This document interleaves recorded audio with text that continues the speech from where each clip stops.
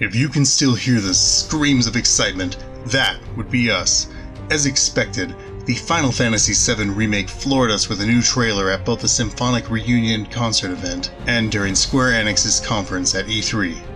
So let's grab our sense materia for a second time as we take a look at the enemies glimpsed within the trailer in Part 2 of our Final Fantasy VII Remake enemy analysis. I'm Kain424 with the Lifestream.net. Let's go. We're kicking off our insight by taking a look at the new variation of the Shinra MPs. During a dramatic chase scene in what appears to be the underground railway tracks en route to the No. 5 reactor, several Shinra MPs who we now know have been renamed to security officers are attempting to hunt the party down on motorcycles. These biker security officers have several key visual differences to the previous officers that we have glimpsed thus far. Attired in a cargo green hue, this enemy is armored with their distinctive red and black shoulder guards alongside their matching blood-red shamags. Though the action flies by quite fast, a close inspection reveals that these enemies are also not outfitted with the standard issue weaponry of machine guns and tonfas. They do, however, seem to possess grenades, which we see them utilize in an attempt to stop Avalanche from escaping. Alongside what we previously dubbed as the Underwater MP variation in the standard security officers, it does indeed seem that we will get a wide variety of versions of this enemy featured within the remake. Yep, we definitely called it. As we detailed in our previous analysis of the Chain Machine variation of this enemy, we anticipated seeing the original Sweeper opponent also being featured within the remake to Final Fantasy VII. Just like its variation, the Sweeper appears to have survived the transition from the original largely unscathed. There are, however, some really nice differences which can be noted. Though the Sweeper possesses the new armored feet as seen within the Chain Machine variation, losing the spiraled feet of its predecessor, its most striking difference to the original is the grille plating within its frontal aspect. The grille has undergone a redesign, and altered more in line with the shield motif, providing the sentiment that this robotic creation is more of a defensive unit which has been utilized by the Shinra.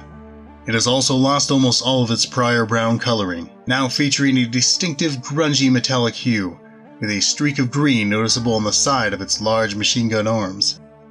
Worthy of note is that this enemy's pulsing red eyes seem to be hidden behind the shield grating. We can see a very clipped glimpse of it during Cloud's attack on the Sweeper. Like many of the other opponents within the remake trailers, the Sweeper's movesets have also been expanded, providing it with a lot more utility in battle and making it more of a viable threat. The Sweeper now appears to feature a short flamethrower skill in order to halt any direct close-range attacks to its body. Though the origins of this enemy were never quite clearly defined, the grunts seem to be cybernetically enhanced combatants outfitted in a striking blue color and possessing distinctive beam weaponry on their clawed arms. Grunts were located within the Sector 1 reactor and were most noted for their almost fetish-like masks and their rapid beam gun attack. The tiny glimpse that we get within the Symphonic Reunion trailer shows us yet another faithful updated recreation of this iconic enemy, who have now been renamed to Shock Troopers.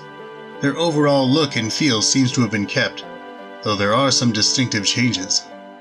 It appears that the Shock Troopers now have more of a dark navy blue hue to their attire compared to the bright blue hue of the original. You will also notice that their head or mask now feels more tightly integrated into their form. They no longer have the blue uniform strip to denote their line of sight, and instead, the red central orb has been shifted higher, denoting that it is now the creature's visual component. The beam weaponry that the Shock Trooper possesses has also undergone some alterations. Whereas the original grunts had claws which made it appear as if the weapon was bolted on around their forearms, the Shock Trooper's claws extend from the beam gun itself. Overall, these changes make the Shock Trooper feel even more of a cybernetic unit. We seriously look forward to discovering more about who and what they used to be before undergoing this change. Though we do not get to see the signature beam gun attack, we do see what appears to be either a clawed moonkick or a spiraling claw used to fend off Cloud's assault. It is hard to decipher due to the camera angle used in that moment of the trailer. One final bit of insight is that we know there will be another variation of this enemy featured within the game, the Elite Shock Trooper, but we do not yet get to see this version in action. Located in both Sector 1 and the train graveyard, the Guard Hound is a fierce dark blue canine with a resemblance to a panther in its overall appearance. Despite the name, the guard dog has always evoked more of a feline aesthetic, especially with the structure of its head, the long pointed cat-like ears, and the arrangement of its fangs. Regardless, the guard hound has been renamed as guard dog within the remake. Though the glimpse we get of this creature is all too fleeting, the remake's design of this enemy looks exactly like the original version, right down to the long tentacle which protrudes from the base of the guard dog's head. Unfortunately, that's all we can really ascertain from such a brief gameplay glimpse. Located within the train graveyard locale of the original Final Fantasy VII game is a familiar winged wyvern opponent, Deanglow. With a thin green frame supported by two large pale pink wings and a long tail, the Deanglow makes a faithful one-to-one transition into the remake. Unfortunately, we once again only get a quick glimpse of this creature, but even this glimpse provides us with some tantalizing details to ponder. For instance, if you look closely, you will notice the old damage and tearing to the Deanglow's wings, an aspect which really helps breathe a lot more life and history into this creature. The new clawed feet also provide this little dragon with even more of an imposing form. This distinctive pufferfish enemy was originally encountered within the lower Sector 4 plate during the mission to destroy the No. 5 reactor, whilst its variant, Bloatfloat, could be encountered during the assault on Shinra headquarters. Previously being small in stature, the Blue Goo is now a very large and frightening opponent, its size more reflecting its gruesome, bloated attributes. The myriad of spikes which adorn the underside of the Blue Goo have undergone a redesign, being a lot shorter yet thicker in the remake's version. Though we do not get to see it attack, these design choices would greatly facilitate the use of its spiky hell and body blow moves. The quick blink and you'll miss it clip doesn't allow us much time to discern much else about the Blue Goo, but regardless, the pufferfish is looking really impressive, vacant expression and all. We are treated with another look at the creatures that we have previously classified as Metal Saucer Variations, robotic roaming opponents which originated from Crisis Core. Within the remake, it appears that the metal saucers converge on the train in order to stop the members of Avalanche identified by the fraudulent IDs which have failed Shinra's security scanner checks. We see the metal saucers utilize two new maneuvers to accompany the laser attack that we spotted about to fire within the previous teaser trailer. The first is a grinding underside attack, which sees the metal saucer utilize its sharp pincher limbs in order to drill into an opponent. Nasty. The second appears to be a grappling or opponent disabling maneuver. We catch a glimpse of the metal saucer attempting to use its outstretched limbs in order to try and wrap around and contain Cloud, however it is stopped by the Buster Sword. It will be interesting to see in the full game whether the metal saucers have a disabling feature akin to this within their actual moveset. However, if what we see of the Scorpion Sentinel and Apps are any indication, this feels like a likely course, as both those bosses have grappling and disabling moves within their arsenal. But we'll come to them in due course.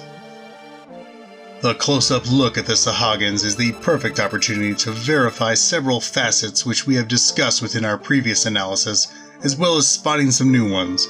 First up, you will immediately notice the long tongues of these creatures are clearly on display, really giving these amphibians an even more menacing and animalistic appearance. Their lolling tongues has been a feature across all versions within the compilation, even the original, but the remake allows you to now more clearly see this feature. Second, it appears that the trident weaponry of the Suhag Ins hasn't gone after all. The Suhag Ins on display within the latest trailer appear to wield both their original tridents as well as the new harpoons which we spotted within the previous trailer. It will be interesting to discover whether these are distinct variations or simply class differences within the Suhag Ins hierarchy. The tridents all appear to have some wrappings around the base of the trident split, a new addition that wasn't in any of their previous versions within the compilation. The Monodrive are a plant-based, almost alien-like creature that are featured within the original Final Fantasy VII game, located within the reactor and the train graveyard. They are recognizable by the green plant wrappings of their exterior which protects their inner central stem, as well as the pink bulbous construct for their heads. In the original, the Monodrives could float and were most notable for being able to cast fire onto the group. The remake sees another faithful update to these creatures as we see their plant wrappings flap as they float above the ground. Though the glimpse of the Monodrive is short, it is indeed sweet. a defensive countermeasure unit designed to protect strategic areas from intruders. The first ray is an opponent encountered within the number 1 reactor within the original Final Fantasy VII game. Rigged with a thin extendable frame which supports the main construct of its form. First ray is a static projectile weapon which emits a rather slow laser cannon attack.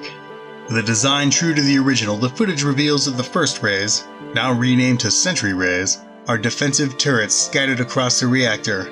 Being a long-range unit, these sentry rays are only targetable by Barret. It will be interesting to discover whether the sentry rays will have some additional moves or surprises within its arsenal. We just had to take another quick look at the rather impressive in-game version of apps. One really intriguing note that we wanted to mention on top of our previous analysis is the visible destruction issued to the horn on its left side. Throughout the gameplay footage, we can clearly see moments where both the horn is intact and then damaged at various points. There is a lot that we could speculate concerning this. It would be intriguing to see whether App's horn can be specifically targeted and damaged by the player, or if it is a cutscene event which is triggered in some way. You will also notice that Apps has been given some new maneuvers. We witnessed the boss beating down on Cloud whilst he attacks to block the barrage of blows raining down on him. One final insight is the redesign to App's feet. The original version had a single hoof-like design, whereas the remake has now ramped up the Minotaur motif to its legs. You'll also notice you can more clearly see the fur surrounding the lower portion of its body. The E3 gameplay segment provides us with additional information to this iconic boss within the remake. The Guard Scorpion, which has now been renamed as the Scorpion Sentinel, has a new special shielding maneuver. This skill protects the robotic construct from further direct assaults from Cloud and Barret. It is only by targeting the core that the Scorpion Sentinel can take any real damage. Within this shielding mode, it appears that the Scorpion Sentinel can unleash several new moves, including an electromagnetic pulse field. It is here that we also get to see it use its clawed limbs, particularly the moment where it snatches up Cloud and targets him with his tail laser. It is really great to see the bosses be more reactive to the party and able to engage them in different ways. It also showcases the various phases and stages that each boss battle will go through, throwing up various different strategies that the player must undertake rather than simply battling their way through to a victory. President Shinra's surprise for the members of Avalanche after setting the bomb within the number 5 reactor, Airbuster is classified as a techno-soldier that was developed by Shinra's Weapon Development Department. This large and somewhat cumbersome opponent, with its mechanized robotic humanoid form and arms, was trademarked by its distinctive hover mechanism, its rear gun move, which would counter anyone who attacked its back, and its big bomber skill. It was back in May 2018 that we got a tiny glimpse of the new Airbuster design, but this is the first time that we actually get to see this iconic boss within the remake. Airbuster has been given a really fantastic update, appearing more modern whilst also maintaining that cumbersome feel to its robotic design. There are 3 really distinctive changes on display here. The first is within its chest area, which now seems to house a massive laser unit, which we witness fire at Cloud, Tifa, and Barret. The second is its waist, which now comprises 3 sets of rotating belts and counter turns, which would more greatly facilitate its turning mechanism, which, if you remember, could be damaged within the original game. The third distinctive change is the new laser turrets which are attached to its upper arms. We catch a glimpse of these ribbon-like lasers being fired whilst the Airbuster is hovering across the reactor bridge. These lasers appear to have some heat-seeking or targeting properties as they curve to try and catch the dodging Cloud. And that is our look at the enemies featured within the new remake trailers. What do you think of the updates and realism injected into the classic enemies? Do you like the new moves and possibilities with which they have been given? What enemy are you still most looking forward to seeing get updated?